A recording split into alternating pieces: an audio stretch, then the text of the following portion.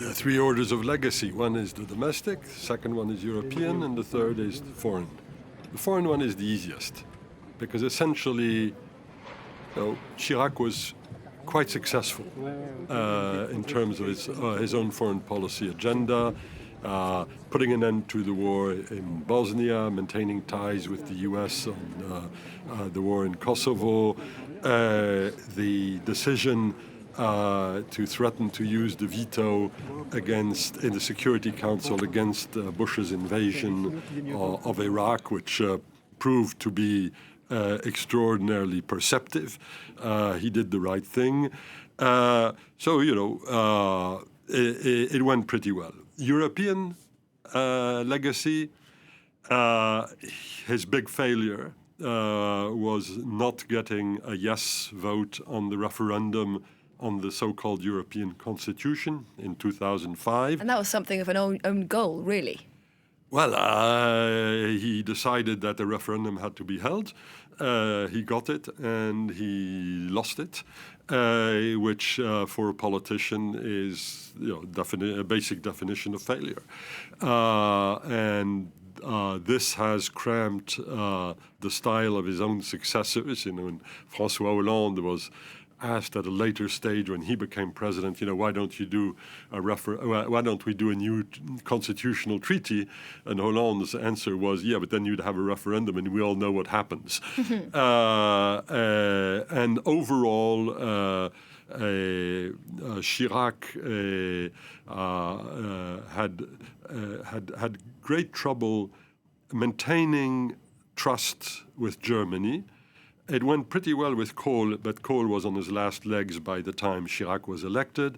It went very poorly initially with Schröder, and it took a deliberate effort by Schröder and Chirac in the early 2000s to put the Franco-German train back on track. They succeeded, by the way, but it really was quite difficult. And Schröder's presence at the ceremony this morning I find to be actually very reassuring, because it sort of demonstrates beyond the terms of the two men that, yes, they had managed to put Humpty Dumpty together again. But it was a recovery rather than a new construction.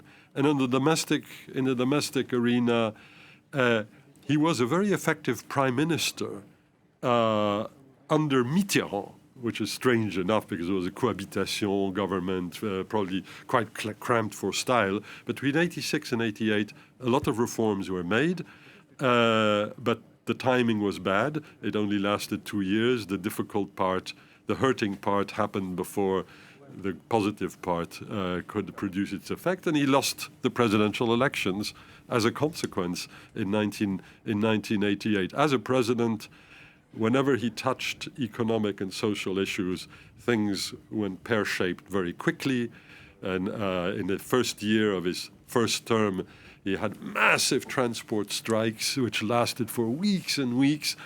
So in effect, to put it very bluntly, he did as little as possible in terms of the domestic scene, with one signal exception, and that was the fight against anti-Semitism.